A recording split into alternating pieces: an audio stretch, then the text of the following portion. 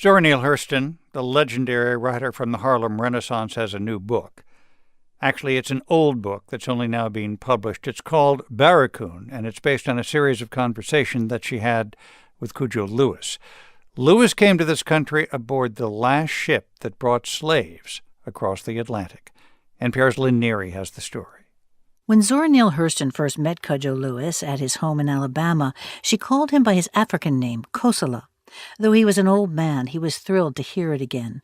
As one of the last slaves to be brought to this country aboard an illegal vessel, Lewis still had many memories of his life in Africa.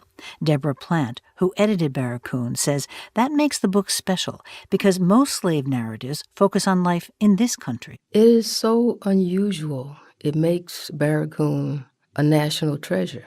It's a national treasure that has spent more than 60 years in Howard University's library, where only scholars had access to it.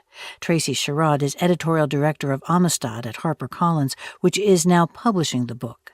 She says Hurston tried to get it published back in the 1930s, but the manuscript was rejected. They wanted to publish it, but they wanted Zora to change the language so it wasn't written in dialect and more in standard English, and she refused to do so. Hurston refused, says Deborah Plant, because she understood that Lewis's language was key to understanding him. We're talking about a language that he had to fashion for himself in order to negotiate this new terrain he found himself in. In this excerpt from the audiobook, Lewis describes what it was like to arrive in this strange new country. We don't know why we bring weight from our country to work like this.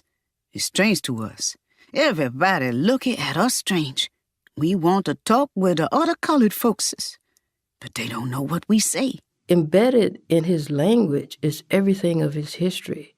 To deny him his language is to deny his history, to deny his experience, which is ultimately to deny him, period.